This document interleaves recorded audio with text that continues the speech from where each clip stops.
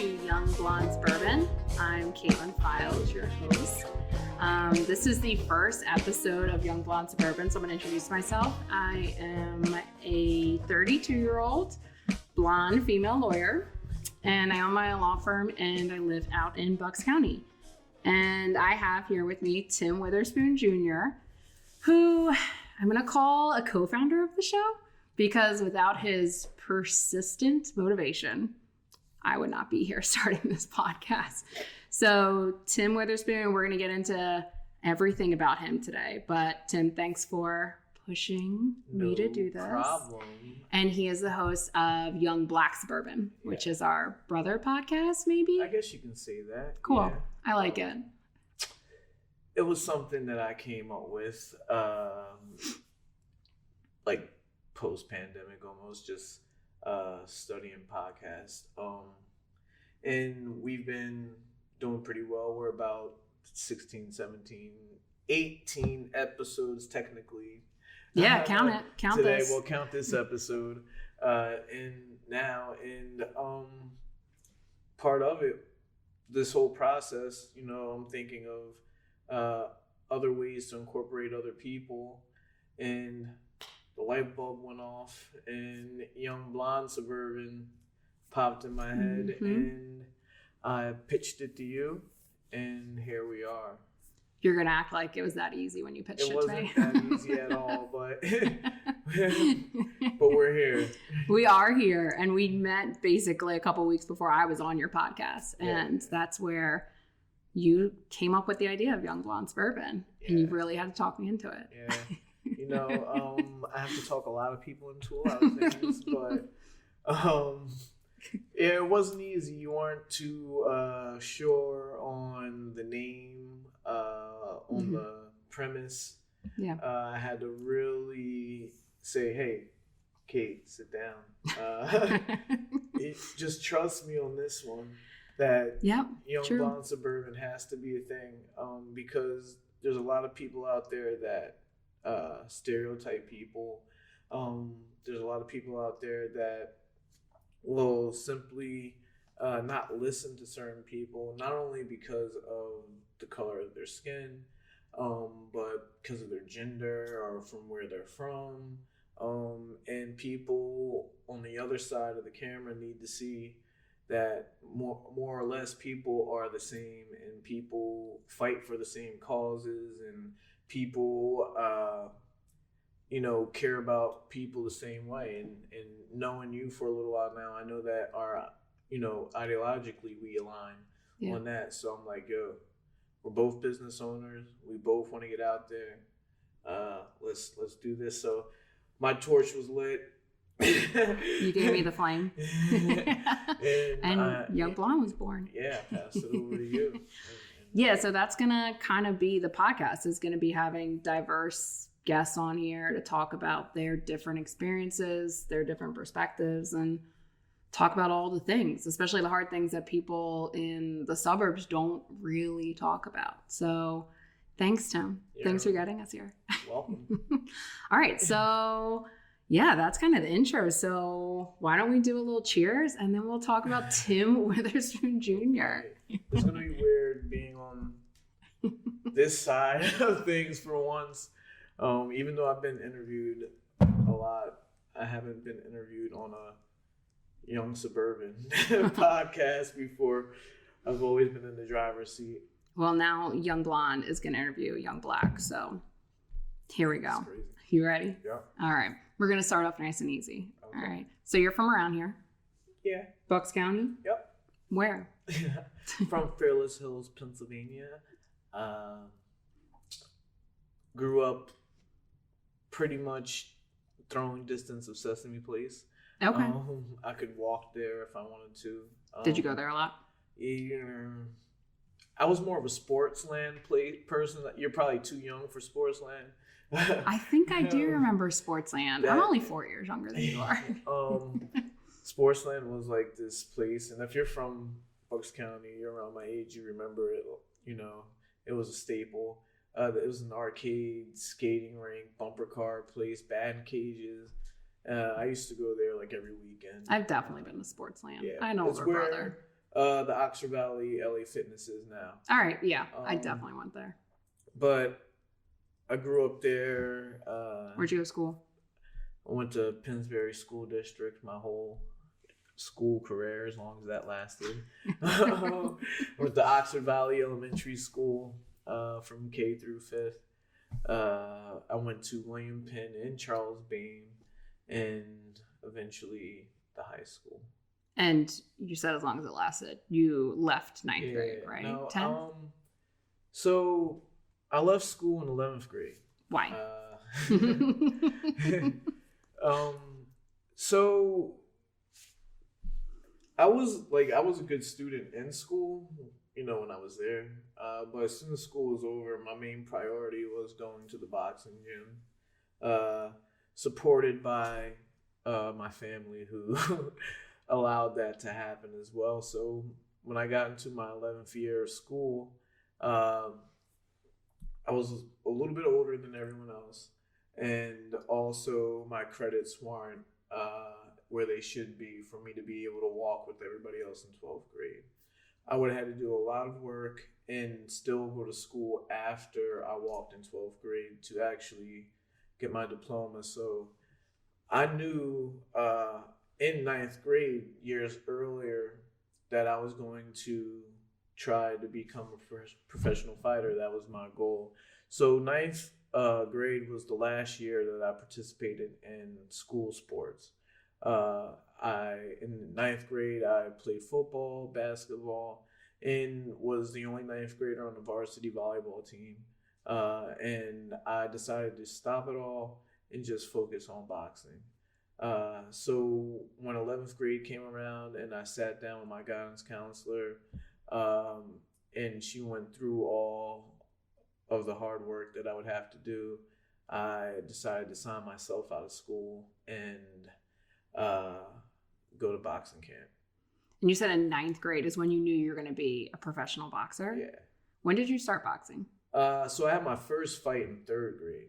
3rd grade? You had your first fight? That seems so little. Yeah, I was 8 years old. Oh my God. And I remember it like it was yesterday. Why? It was in Williamsport, Pennsylvania, which is like 4 hours away from here. I remember being in boxing camp back then when my dad was fighting, and it was like the first time I started really sparring and doing that. And I remember the process of it being something really serious, but me, I'm just there just on autopilot, just doing it. And so the fight comes up, and they bring 2 possible opponents for me. This is how amateur boxing works. Everyone's in one room and you're trying to figure out who's going to fight who or whatever. And this is a lesson learned, because I picked the smaller guy thinking that was going to be the easier fight. The smaller guy had 20 fights already. So I got my butt kicked during the fight. But I went back to fight him 2 more times directly after that, and I finally beat him the 3rd time. And that taught me that, if you keep going, that eventually, you can be a winner. Right. Why did you get into boxing? Was it primarily because of your dad? Obviously he introduced me to the sport. My whole family, there's like 5 professional fighters in it, including me. But I feel like it's like my heartbeat, it's just a part of me. Even if my father wasn't who he was, that I would still be a fighter. And actually in my job now, I feel like when I'm training other people, I'm giving them my heartbeat, and giving them a piece of me, because it truly is, it is who I am. And you boxed from 8 years old to 30, right? Yeah. All right, so you had about 22 years under your belt of boxing. Yeah. Did you keep that feeling with you the whole time? No. When did it fade? When did it stop? Really early on in my professional career, I realized that it wasn't going to be the glitz and glamour that I thought it was going to be before I turned pro.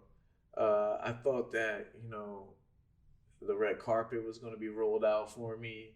I was going to be fighting in these big shows, and really early on I realized, oh fuck, this is it's not going to be a cakewalk. I could have done a lot of things that made it easier, but I didn't. So there were a lot of times it was a roller coaster, I guess you could say. I enjoyed it. I would never change anything in my life. Being able to be introduced to so many different people and so many different ways of life, boxing has given me perspective and has made me the person I am today. If it wasn't for that, I wouldn't realize that there's people in other parts of the world that are doing the same things that we do here. There's other people in other parts of the world that are upset about things that we're upset with. So boxing really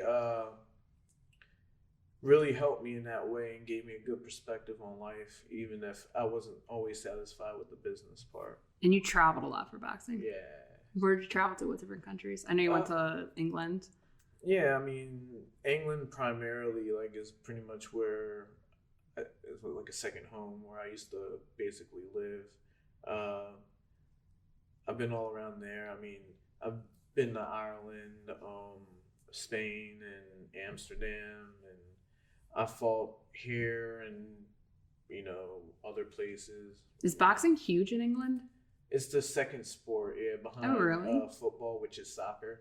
But nice. Then the second sport is boxing, and they go crazy. My first fight over there was a crazy experience at Don Valley Stadium, where they're all. Well, I'm an American. I'm fighting someone in his hometown in another country. So I'm in the dressing room and I can hear them already chanting. Like at soccer games, or I don't know what it. At first I didn't know what it was. All I heard was, whatever they do. So I fight the guy I win the fight, and the people that they might have been family members of his or something. They try to rush the barricade, and they try to pick a fight on with me. And I'm on such a high. I'm like, yo, what's up? What's going on?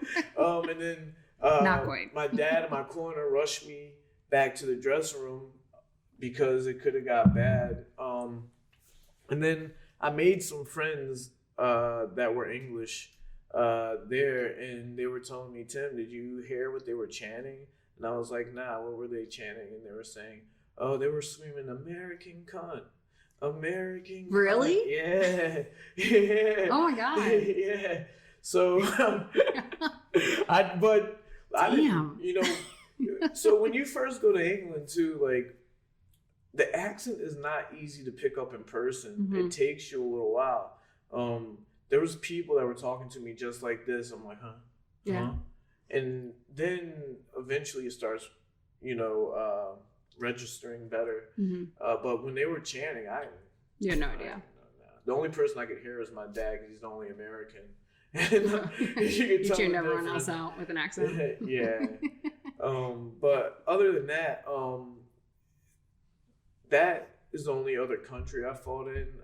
I did fight on an island called Jersey. The island was called Jersey? Yeah.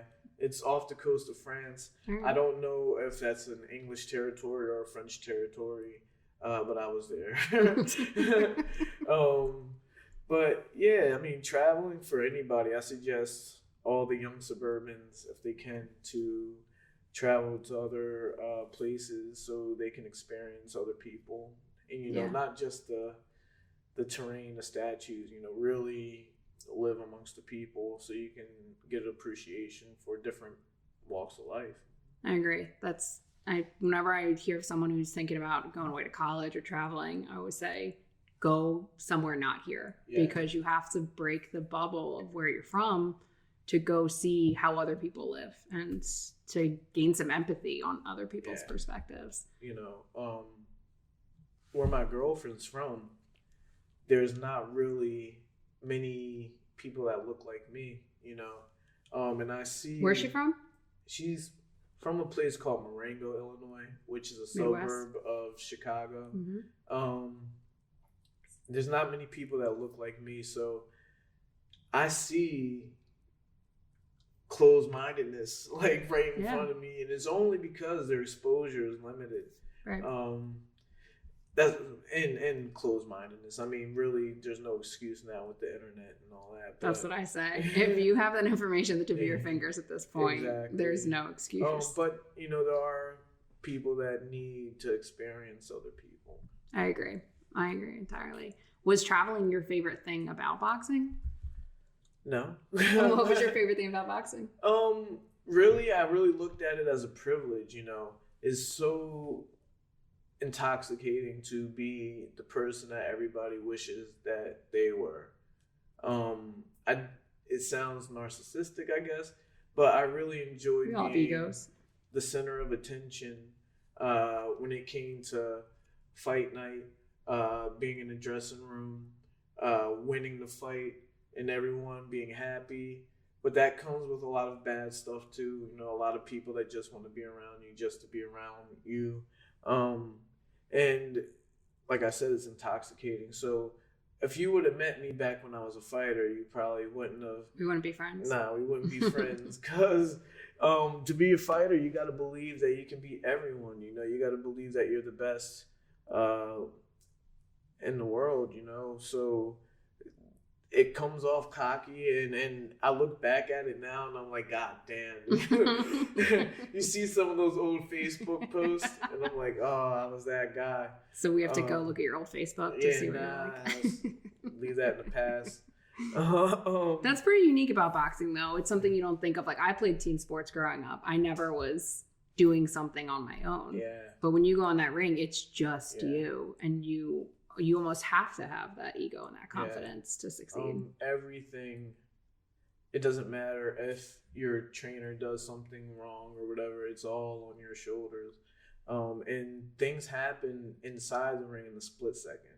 So if you don't do everything before you get to the fight properly and you mess up, you have nobody to blame but yourself.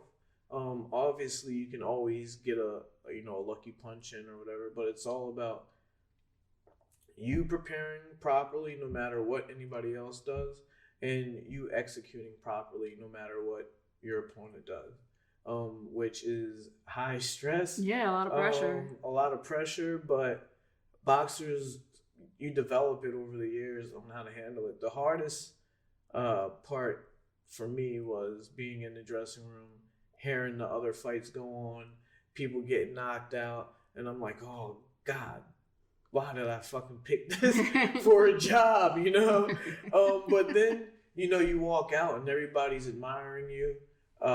They want to be you. You know, you got friends that, you know, wish that they could make it to that level. And then the bell rings and everything that you practice kicks in, and somehow, you know, you make it out. Do you have like a favorite moment or memory of boxing? Favorite fight? I think for me, my favorite moment is probably being a professional fighter on a professional sports network like ESPN. I remember getting a call, and I was in Chicago. A lot of people don't know this. They seen the fight, but they don't know that I was on vacation 3 weeks before for a whole week on New Year's Eve in Chicago. As soon as I got back to Philly, I got the call. So I only had 3 weeks to prepare. But I remember just tearing up, like, God damn, dude. I finally, this shit's paying off. And then just having so much confidence after that, oh, we're going to go and do it. And when was that? I was 30, so 6 years ago. And it's a fight that I lost. But the fact of me going on ESPN, 3 weeks notice, Super Bowl weekend, Super Bowl fight special show, my first 8-rounder fight against a 19-year-old kid who's never lost, and I look good doing it. I might have lost, but I got so many people that were on my side after that fight. So many people from all around the world messaging me. Actually, it's crazy. I guess it was because the Super Bowl just passed, so memories were coming up. And memories were coming up of people from the UK saying, wow, Tim, I just watched your fight over here. You did such a good job. You know, keep going. Yeah.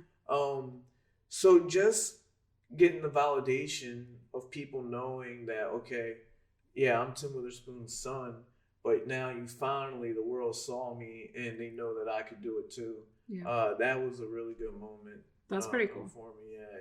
Now you said that was when you were 30 though. Yeah. Isn't that also when you stopped boxing? Yeah, same time. So what made you stop boxing? So I had one more fight after that, and I was running like a week before the fight, and my knee just popped. And you know, you hear people say that they hear a pop, and that was the first. I've been an athlete my whole life. That's the first time I actually heard a pop.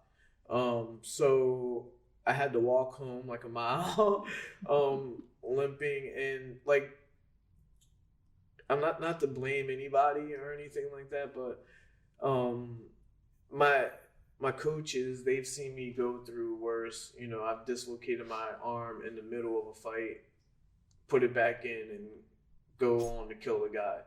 So they're like, you know, Tim, we'll get the weight down. You'll sit in the sauna. I was just hitting the pads and I couldn't even move. You know, that my knee was that bad. I went on the fight and I lost the decision. And I'm like, yo, I need surgery. You know, I can't walk. The night before the fight, I couldn't get up the stairs to my hotel room. And you still fought the next day? Yeah, I still fought the next day. My God.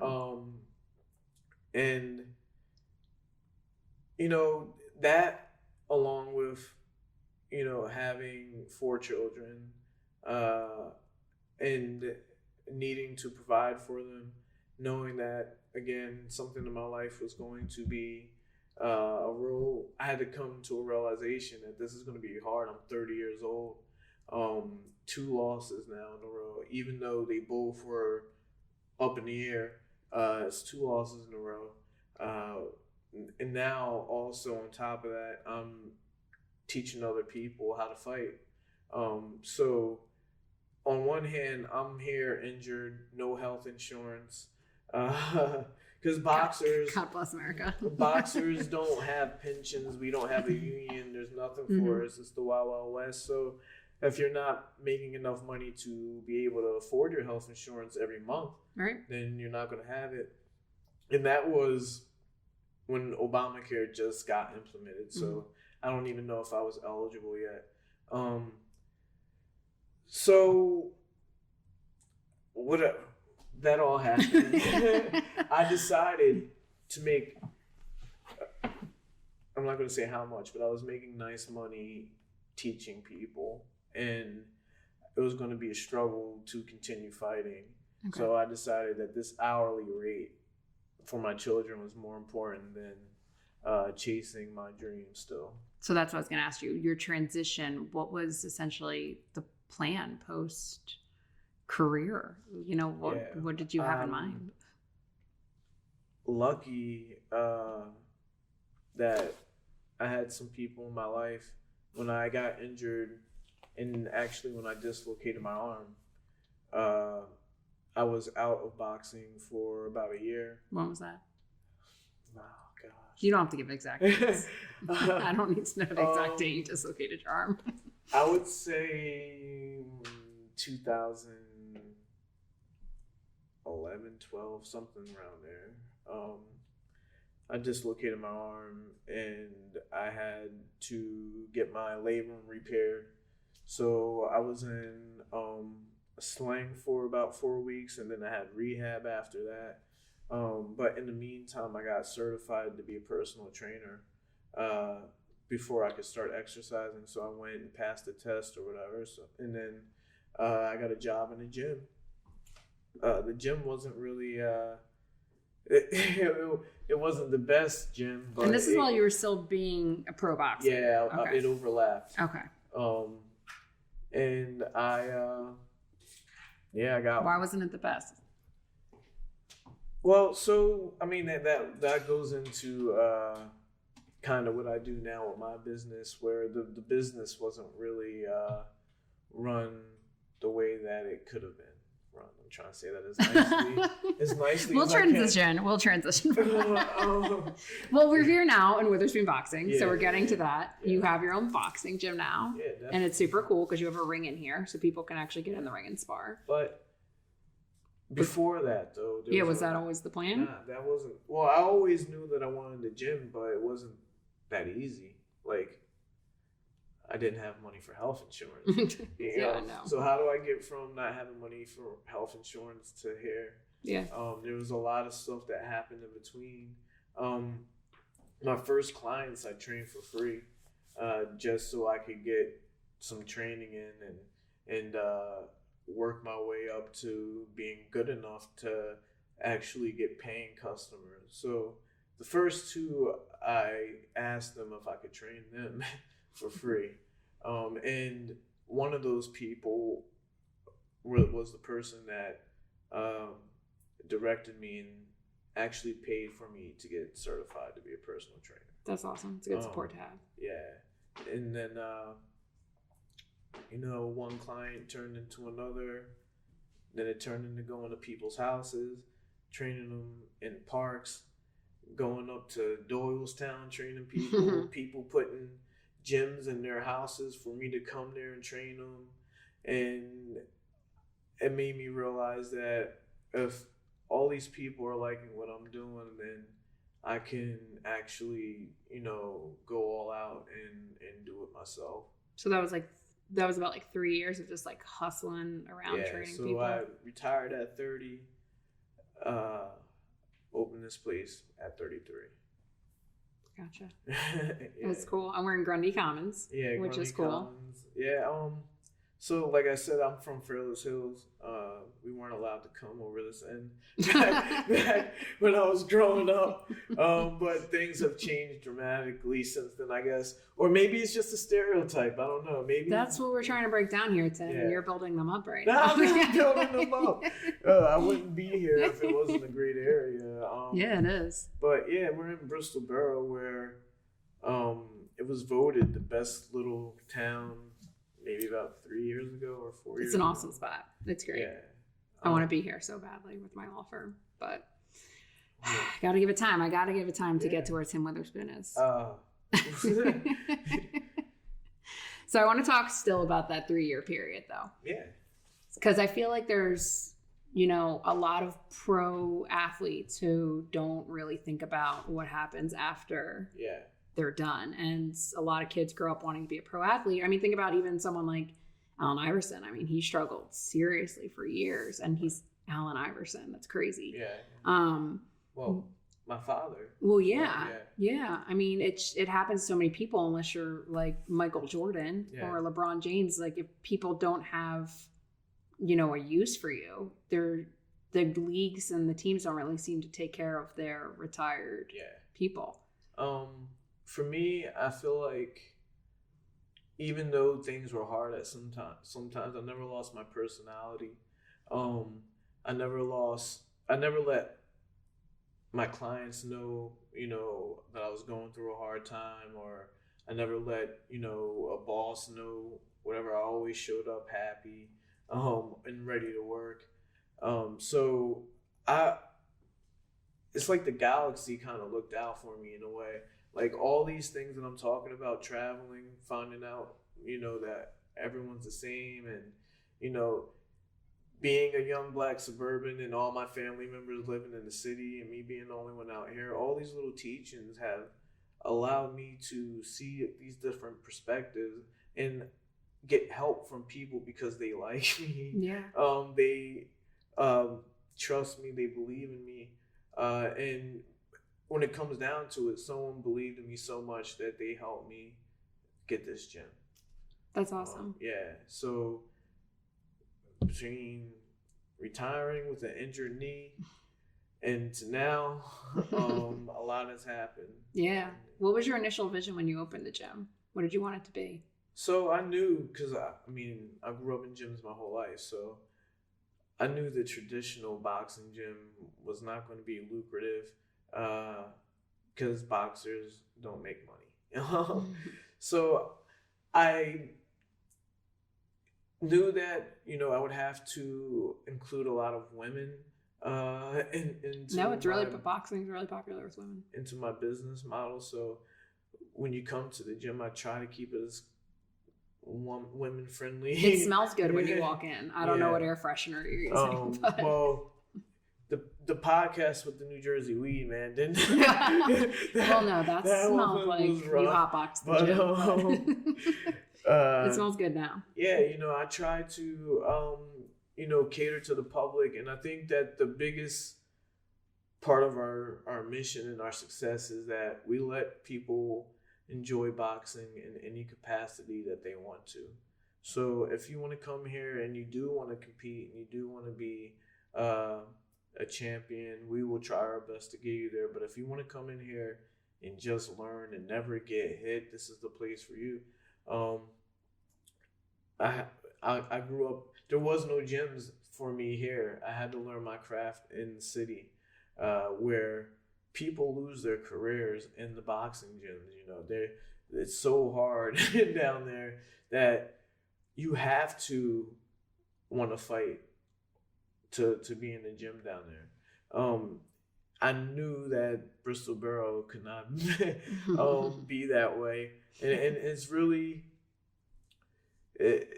it's community driven in that way.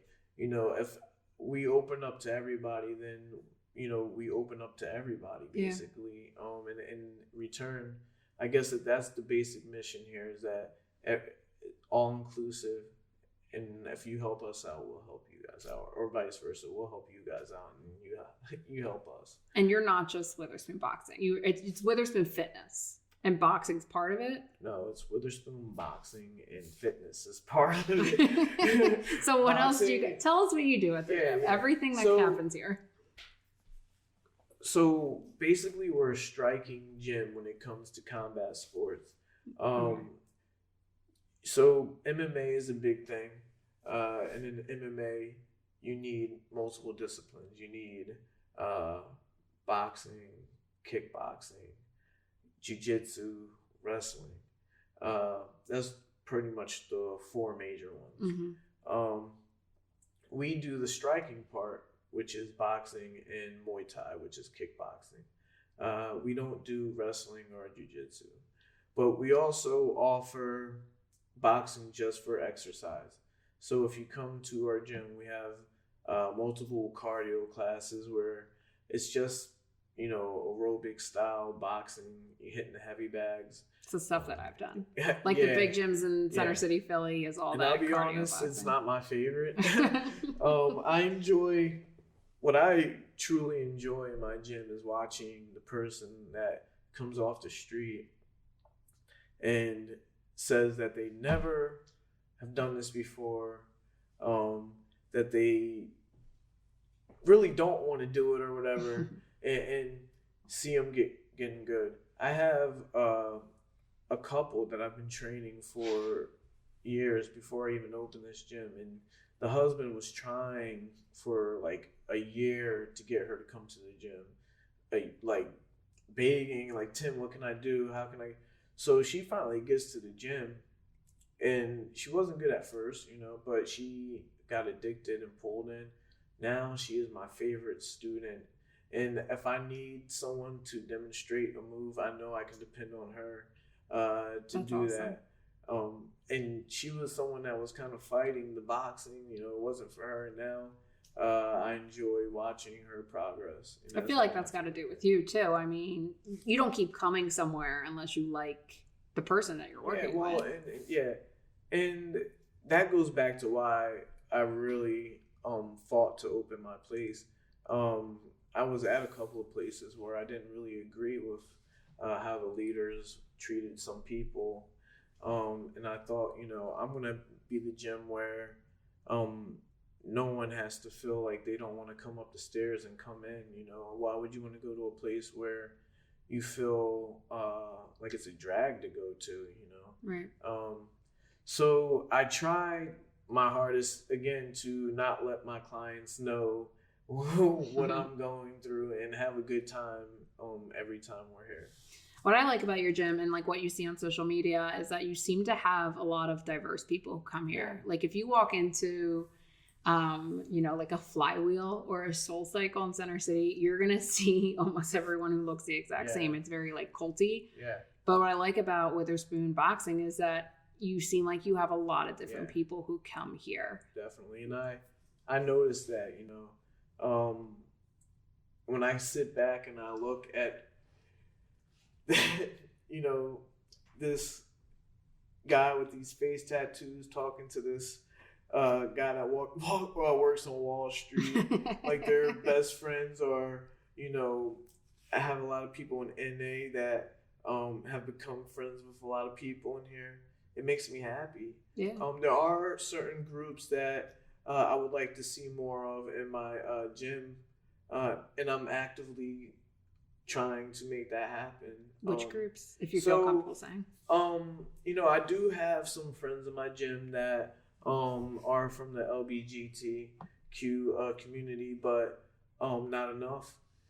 And that's a group that I would like to tap into, because obviously it's good for your health, your mental health, self-defense. Yeah. And most importantly, community. I have, like I said, some friends here that are that way, and they're some of the best people. And we just need for people to see more of that. So, and I think part of the problem is that in Bucks County, that's just, you don't really hear about groups like that. I sent you that thing about the Pride Parade, and Newtown is having it for the first time ever. They're actually still petitioning to get it for the first time ever this year.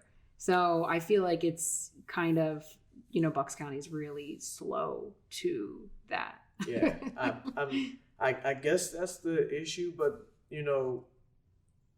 if you let people know that they're welcome, then hopefully they'll come. And I think you can tell that on your social media. I mean, that's how I found you guys and decided I wanted to partner my firm with Witherspoon Boxing. And again, here we are. I know, we've only been friends a couple months too, so I feel like that's just let's talk about that. Like, I'm a businessman, you're a businesswoman. Mm-hmm. It's hard out here to find like-minded people, to go and achieve goals with. I've tried it with certain people. You've tried it with certain people, and it just doesn't work out sometimes. It just so happens that you happen to be a young blonde suburban and me a young black suburban, but I think that is what makes this whole thing so great, that you can be from a different world, I can be from a different world, and we can still be saving lives, man. Yeah. And doing that. It's cool. I mean, we grew up, what do you think, like 10 minutes, 15 minutes away from each other, but probably had very different lives growing up. And then the rest of the 30 years, very different. So you told him I dropped out. And I was in school for 21 years. Yeah, exactly. Your boxing career, I was in school the whole time. But it is interesting that we met and just vibed on the same level of running a business and what we wanted to do with the community, and just having such different backgrounds. And we're very different. I mean, but we both want to get shit done. Yeah. Stuff done. You think that's the worst word you said so far? I've been cursing the whole time. I've been cursing the whole time. I feel good on this. I feel good on this side of the...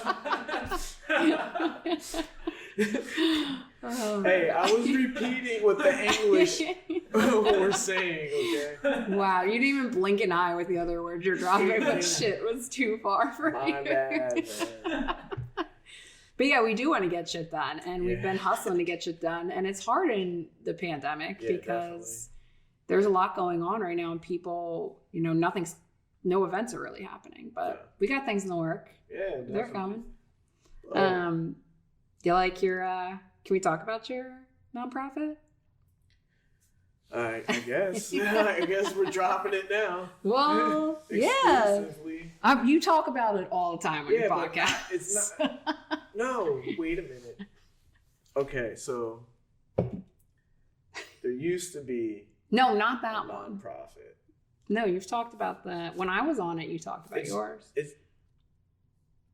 So basically, when we talked about it, it was like a transition from the old one and thinking of ideas for a new one. All right, well, so we got your new one. Yeah, we're working on it. Yeah, so we don't have to talk about the name or anything because that might still be a work in progress. Yeah. It's Witherspoon something. Well, the Witherspoon Community Initiative. All right, I like it. That's where we're at. Basically, I want to do what I've been doing. Helping out the community. But in a broader way than I have been. I want to try to be able to help out kids, but also help out women and also help out the homeless. And it's a lot, but if we plan something every month with my event coordinator. Is that me? Yeah. I'll take that title. I like that. We can get a lot of things done, a lot of things accomplished. Because we're, grassroots right now. Yeah. Even though people want me to run for office. Stop. No, no politician. No, but you talked when we were hashing through ideas the other day. You brought up something that was really cool, which is giving retired fighters a purpose. Yeah. And that goes along with me being an anomaly, like on the podcast with my dad. It's like we know so many people that have retired from boxing with nothing, and no degree, pretty much just left, on the streets. So for me to retire from boxing, it was my only job, my only source of income, and I did okay. If you look at my record, it's okay, but financially, I didn't make millions of dollars or anything near that. But those 3 years from retiring to open this place it's ridiculous. There's not many people that come from my field of work that have done that. So now that I've done it, it's time for me to bring those people in that might not be able to do exactly what I did, but I can help them with, a job, and also help kids that need that connection with, a role model. This is not the exact model of how it's going to run, but pretty much what I want to do is pair retired fighters with at-risk kids and kill two birds with one stone by giving the underprivileged kids a chance to be a part of something and give the retired fighter a chance to be a part of something. And who knows, it might blossom into other retired lawyers. Retired lawyers are fine. they're all right. No, they're but okay. But giving back to kids. Yeah. Because they have the time, or teachers. Right, mentoring them. Yeah. One thing that we always talk about is SAT prep. Mm-hmm. Which we're gonna, we've been running through that, talking with teachers, and we're gonna try to run that through the Witherspoon Community Initiative. Yes.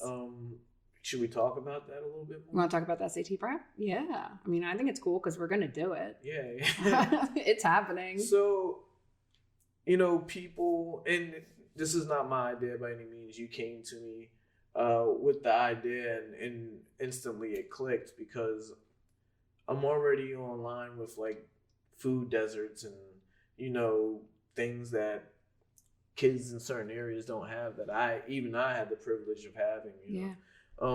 And it never dawned on me though that SAT prep was something that is needed for underprivileged kids. Yeah. And so pretty much what we want to do here at Witherspoon Boxing is bring in tutors who are trained in SAT prep, which we both have friends that are in that field, and some said that they're going to help and just give these kids the opportunity to do well on that test and get into college. You know, maybe if I had somebody to do that for me, I would have, you know, finished school and went to college or something, but I didn't. So yeah, no, seriously, it's here doing it, trying to do it for other people. Yeah, it's something that I don't remember what I was reading, but it was when I was just trying to keep educating myself on, you know, the Black perspective that I obviously can't understand because I'm white, but there were some studies done about kids in the same economic low-income area, but the white kids, for whatever reason or not, still had access to the SAT prep, and the Black kids didn't. And they were talking about how SAT prep and SATs don't actually test your intelligence. It's a test you learn how to take to score well to get into colleges.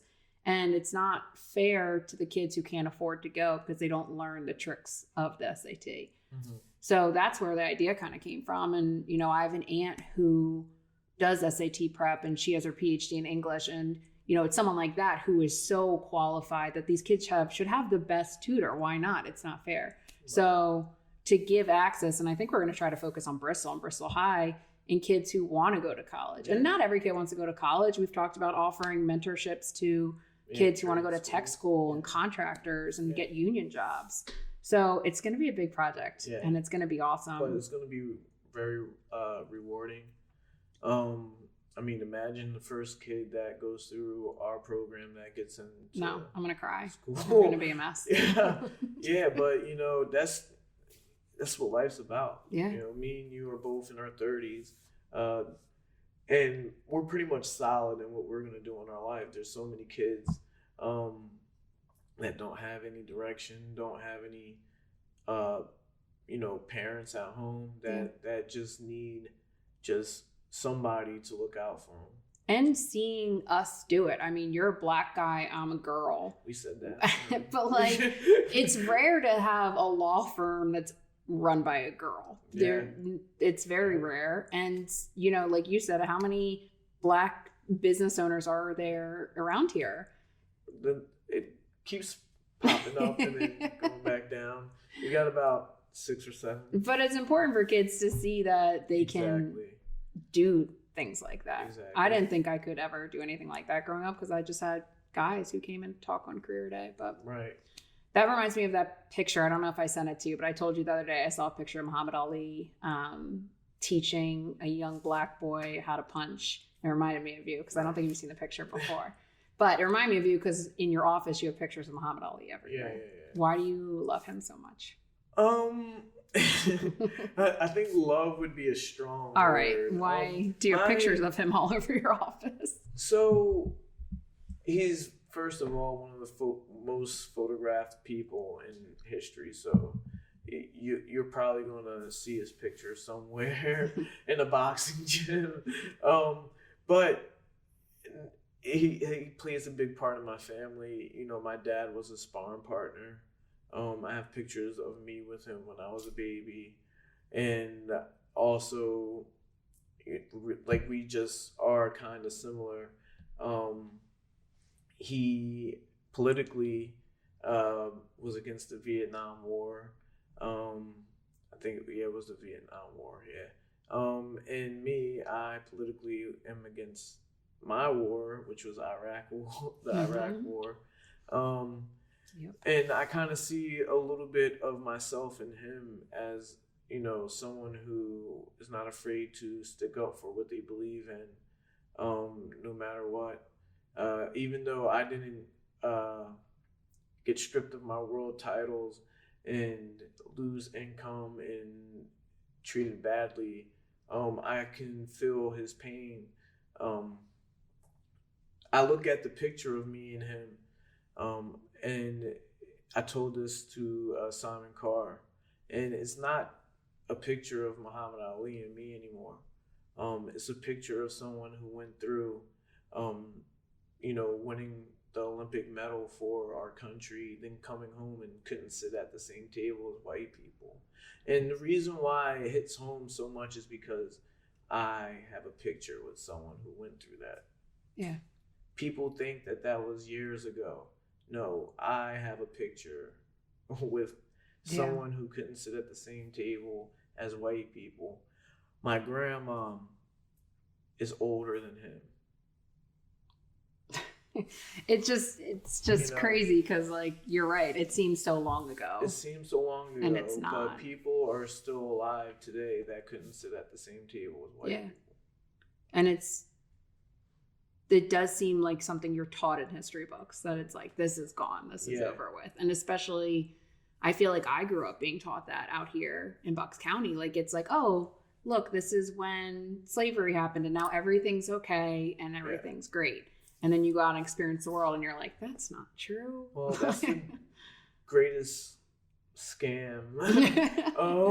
What are history books in the U.S.? History books are the greatest scam, and actually the greatest reasons for racism. In the history books, they don't teach people like me that we used to be, mathematicians. That we used to navigate, and we used to, be engineers. Scientists. Katherine Johnson just got named after that NASA thing that landed on Mars. They teach us that we're slaves. Yeah. That's when our history starts.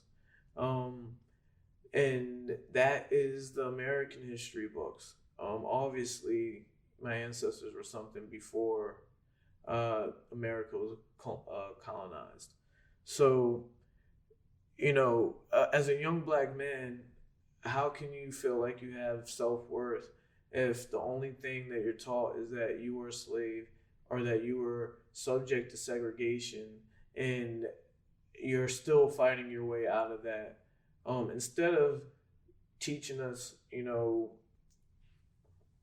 things that we discovered or, and it's a shame I'm sitting here talking to you right now and I can't just...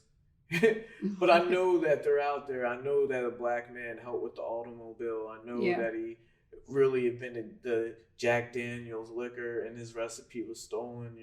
I know these things, but they're not really prevalent. I had to search for them as an adult. It's funny you're saying this because the other day I got into a bit of an argument with my dad because he has an employee who's from Trinidad and they were talking about something and the employee didn't know that Indian people had been, some of the original people to come over to Trinidad. And he was like, he doesn't even know his own history. And I pointed out, I was like, I bet a lot of black boys don't know a lot of their own history because there's nothing teaching them. Black boys. Well, I meant black people. Americans, period. Well, yeah, because it's not what we're taught. It's not only is it not what you're taught. So first of all, recently, I've had an epiphany watching Joe Rogan, and I watched one of his podcasts. I'm sorry, I don't know who the guest is. But it dawned on me that slaves were not brought here on boats. Some of them were, but then now you look in the history books, it only says about 300,000. We were farmed here already. It makes more sense to me now that it's cheaper to breed us here than bring cargo all the way from, England or wherever, Africa. You would lose your cargo. People would get sick. If we're already here, just keep breeding us. Yeah. But on top of that, they didn't let us learn how to read. They killed any African American slave, well, let's just say African slave, that had any knowledge of past history, totally erasing people's memory of where they came from, who they were. It was a plan, and now, today, nobody knows. I can't tell you where I'm from in Africa. My dad can't tell you. Grandma can't tell you. Because of that atrocity of erasing history. Now, I have many of Caucasian friends who know that they're Irish. They know that they're from Belgium. They know that, you know, their families from Switzerland or, you know, they're Italian. I have no idea. Yeah. And I think that's something that honestly white people don't even think about. Like you know, your history is essentially erased. Yeah. And it's just kind of, yeah, that's the way it is. Yeah. And it's still going on through our history books today. Like, yeah. Come on, bro. Did you see that thing? It's like down in Texas, kids can opt out of learning about Black history. Yeah, I saw that. Like, what? They can go ahead and be their own country already. They need our help right now. So, but yeah, you know, it's crazy. So back to one of the main reasons why I opened the gym is because we don't have that history. But these Black kids need to see that they can do something positive. Mm-hmm. These white kids need to see that a Black man can do something positive. Yeah. Everyone needs to see that a Black man can do something positive, and a white woman, especially in the suburbs. Well, you know, we're lucky to be in an area that is this diverse. Like I said, my other half, Angie, they don't, the closest person that looks like me is not, he's Spanish, you know, that's how it is. And in return, it kind of makes me have some, not sympathy, but just understanding that people aren't exposed to the things that we are exposed to, which goes back to traveling, getting out there, going, having all the experiences. Exactly. I agree. Is that something that kind of inspired Young Black Suburban too? Did you want to get out here and have a voice and give other people a platform? Yeah, you know, yeah, I wanted to give other people a platform, but it's along the same lines as I wanted people to see that I was more than just a boxer. I'm more than just even a business owner. That like I have a lot going on up here. You do. And you have all the thoughts, all the ideas, all the time.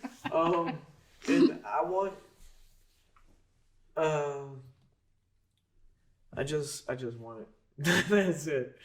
This is part of your legacy. Yeah, I want people to just see me and see, wow, he did it. I can do it. That's awesome. I think it's important. So I want to wrap up here with the final question. And I know you don't even like this question, but I'm still going to ask it. All right. I'm going to ask it of everyone that comes on the show. Okay. So what is your joy or your why or your purpose? Or, yeah, I know you don't like the question, what's your joy? Yeah. But I do. So, you know, I have a lot of joys. And you can't say your kids. Because everyone's going to say their kids if they have kids. You're not allowed to say your kids. We're going to assume your kids are your joy. They're my number Move one on. joy in my family. But my joy is being able to take the steps that I took in my life and still be standing. Leaving school, not on a whim, but on a whim. Pretty much putting all my chips in one basket with boxing, and that not really ending up the way that I wanted to, and then to be able to still survive through everything and be somewhat successful. I was gonna say survive. You're thriving. Look at this. I guess I don't like to say that because I have destination disorder. Like I'm not where I want to be at either. Yeah, but you're doing more than surviving. Yeah, for sure. We got a long way to go. But you know, this is the beginning of the Young Suburban franchise. Yes. You know, and it's an honor for me to pass the torch on, or we're going to be burning at the same time. Yeah. Probably bouncing a lot of stuff off each other and co-casting. I'm just with happy, Jordan, man. our great producer. Yeah, definitely. Damn, soon to be my best friend. Crack my knuckles. No, I'm doing it. All right, let's wrap up here then. Yeah. All right, so, cheers. Wait, you got. All right, what are you going to say to close out? Thanks for joining us. be good to each other, and join us on the next Young Blonde Suburban. And thanks, Tim Witherspoon Jr.